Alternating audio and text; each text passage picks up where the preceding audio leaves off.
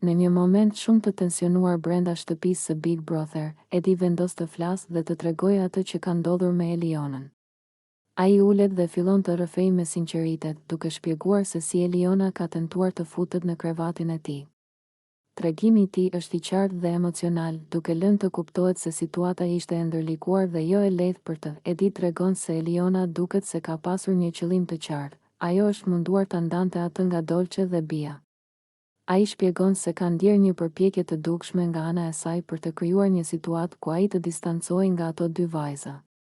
Edi shprehet se ndon se Eliona mund të ketë pasur ndjenja për të dhe e ka qejf praninë e tij.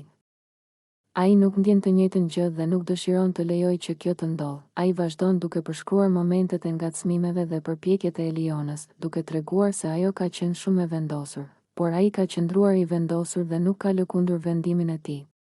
Edi thekson se situata është bërë e ndërlikuar jo vetëm për marrëdhënien e tij me Dolcen dhe Bian, por edhe për ambientin brenda shtëpisë, pasi tensioni ka qenë i dukshëm për të gjithë banorët gjatë rrëfimit. Edi shpreh ndjenjat e tij të pakënaqësisë dhe zhgënjimit, duke treguar se ndon se Eliona ishte e afërt dhe përpiqej të tërhiqte vëmendjen e tij. Ai nuk mund të ndryshonte ndjenjat e veta.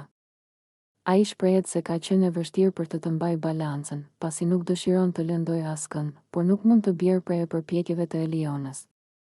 Edi vazhdon të tregojë se kjo situatë ka shkaktuar tension të dukshëm dhe ka ngritur shumë dyshime mes banorëve, të cilët kanë vëzhguar çdo lëvizje dhe nuk kanë mundur të qëndrojnë indiferent ndaj ngjarjeve që po ndodhnin.